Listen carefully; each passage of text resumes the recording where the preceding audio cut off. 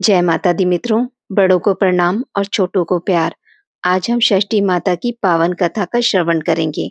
मन को शांत और कथा को धैर्य से सुने।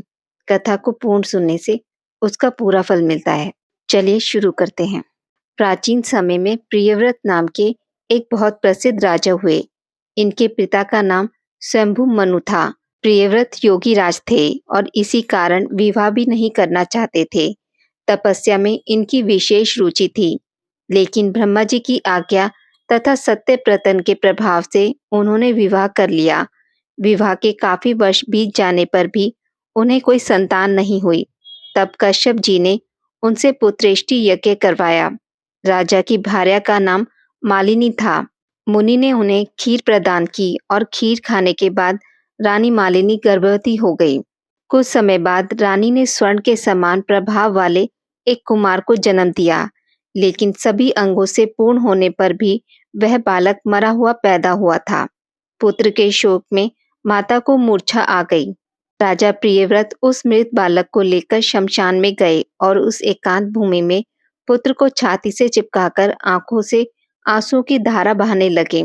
तभी वहां एक दिव्य विमान दिखाई पड़ा। शुद्ध स्फटिक मणि के समान चमकने वाला वह विमान अमूल्य रत्नों से बना था। तेज से जगमगाते हुए उस विमान की रेशमी वस्त्रों से अनुपम शोभा बढ़ रही थी। वह अनेक प्रकार के अद्भुत चित्रों व पुष्पों की माला से सजा हुआ था। उस विमान में मन मुग्ध करने वाली एक सुंदर देवी को राजा प्रियव्रत ने देखा। श्वेत चंपा के फूल के समान उनका उज्जवल वर्ण था। देवी के मुख पर प्रसन्नता छाई हुई थी और वे मुस्कुरा रही थी। रत्नमय आभूषण उनकी शोभा बढ़ा रहे थे और योग शास्त्र में पारंगत वे देवी भक्तों पर अनुग्रह करने के लिए आतुर थी। ऐसा जान पड़ता था कि वे मूर्तिमती कृपा ही हों। देवी को सामने देख राजा ने बालक को जमीन पर रख दिया और बड़े आदर के साथ देवी की पूजा तथा स्तुति की। उस समय वे स्कंद की प्रिया देवी षष्ठी अपने तेज से देदीप्यमान थी। उनका शांत विग्रह ग्रीष्मकालीन सूर्य के समान चमचमा रहा था। उन्हें प्रसन्न देख राजा ने पूछा, सुशोभने कांते सुव्रते वरारोहे, तुम कौन हो? तुम्हारे पतिदेव कौन है और तुम किसकी कन्या हो?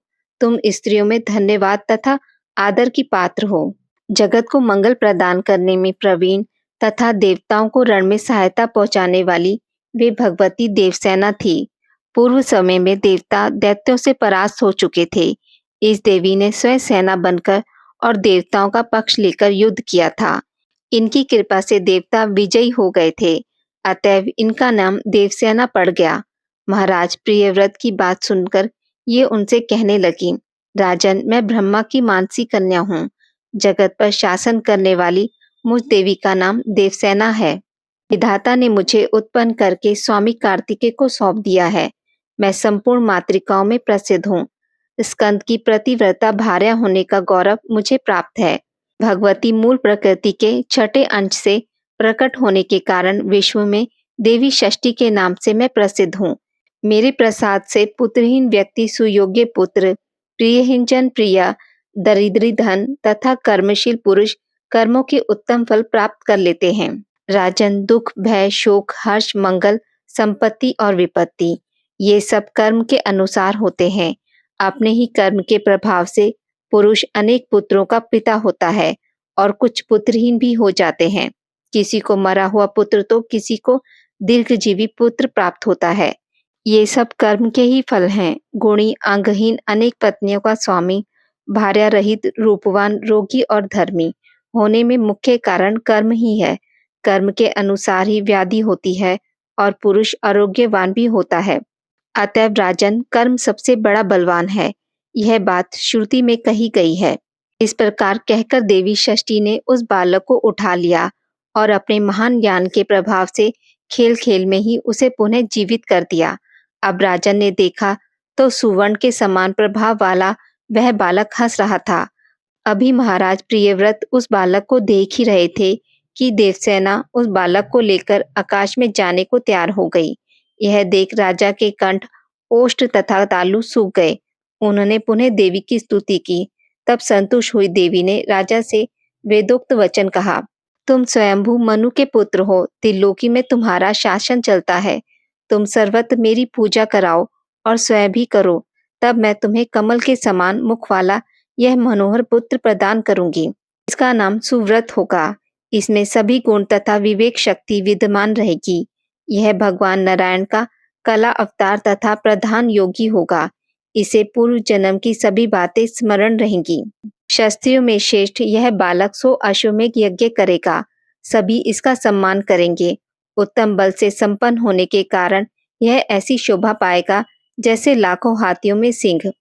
यह धनी गुणी शुद्ध विद्वानों का प्रेम भाजन तथा योगियों ज्ञानियों एवं तपस्वियों का सिद्ध रूप होगा। त्रिलोकी में इसकी कीर्ति फैल जाएगी। यह सबको संपत्ति प्रदान करेगा। इस प्रकार कहने के पश्चात भगवती देवसेना ने उन्हें वह पुत्र दे दिया। राजा प्रियव्रत ने पूजा की सभी बातें स्वीकार कर ली।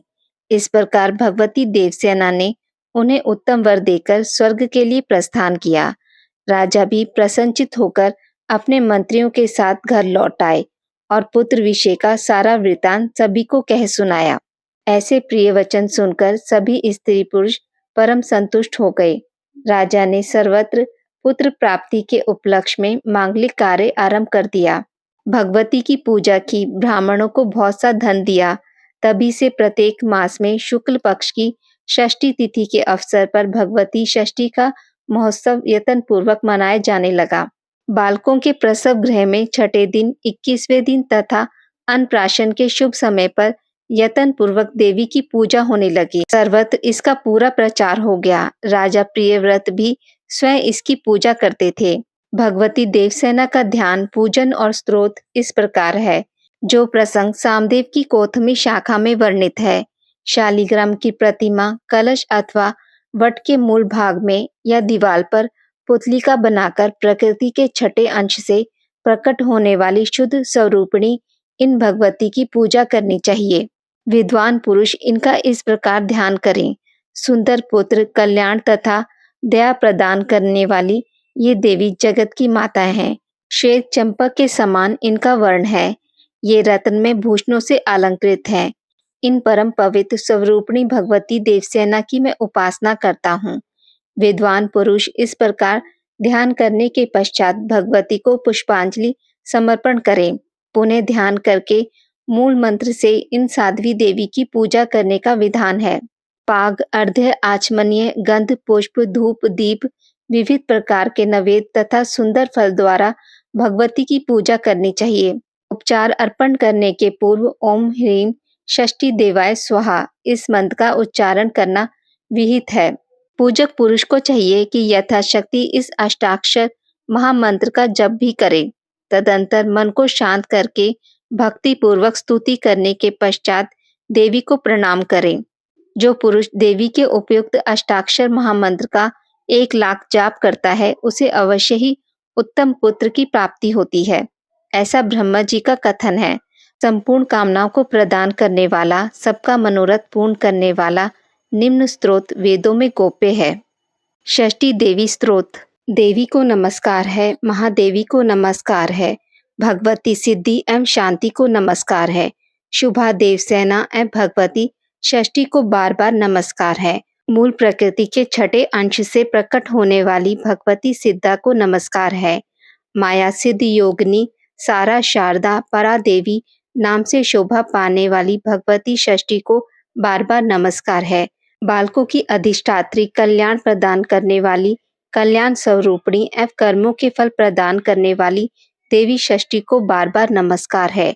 अपने भक्तों को प्रत्यक्ष दर्शन देने वाली तथा सबके लिए संपूर्ण कार्यों में पूजा प्राप्त करने की अधिकारिणी स्वामी कार्तिकेय की प्राणप्रिया देवी षष्ठी को बार बार नमस्कार है। मनुष्य जिनकी वंदना सदा करते हैं तथा देवताओं की रक्षा में जो तत्पर रहती है, उन शुद्ध सत्व स्वरूपा देवी षष्ठी को बार बार नमस्कार है। परेश्वरी, तुम मुझे धन दो, प्रिय पत्नी दो और पुत्र देने की कृपा करो। महेश्वरी, तुम मुझे सम्मान दो, विजय दो और मेरे शत्रुओं का संहार कर डालो। धन और यश प्रदान करने वाली भगवती षष्ठी को बार बार नमस्कार है। सुपूजिते, तुम भूमि दो, प्रजा दो, विद्या दो तथा कल्याण एवं जय प्रदान करो। तुम षष्ठी देवी को बार बार नमस्कार है। इस प्रकार स्तुति करने के पश्चात महाराज प्रियव्रत ने षष्ठी देवी के प्रभाव से यशस्वी पुत्र प्राप्त कर लिया। जो पुरुष भगवती षष्ठी के इस स्तोत्र को 1 वर्ष तक श्रवण करता है, वह यदि अपुत्री हो तो दीर्घजीवी सुंदर पुत्र प्राप्त कर लेता है। जो 1 वर्ष तक भक्ति पूर्वक देवी की पूजा करके इनका यह स्तोत्र सुनता है, उसके संपूर्ण पाप विलीन हो जाते हैं। महान वंद्या भी इसके प्रसाद से संतान प्रसव करने की योग्यता प्राप्त कर लेती है। वह भगवती देवसेना की कृपा से गुणी, विद्वान, यशस्वी, दीर्घायु तथा श्रेष्ठ पुत्र की जननी होती है। काकवंद्या अथवा मृतवत्सा नारी 1 वर्ष तक इसका श्रवण करने के फलस्वरूप भगवती षष्ठी के प्रभाव से पुत्रवती हो जाती है। यदि बालक को रोग हो जाए तो उसके माता पिता 1 मास तक इस स्तोत्र का श्रवण करें तो षष्ठी देवी की कृपा से उस बालक की व्याधि शांत हो जाती है। बोलिए षष्ठी देवी की जय। आज की इस वीडियो में बस इतना ही। मित्रों, अगर आपको मेरी वीडियोस पसंद आती हैं तो इसे लाइक और शेयर ज़रूर करें और पूजा पाठ से जुड़ी जानकारी के लिए मेरे चैनल को सब्सक्राइब करना ना भूलें। धन्यवाद।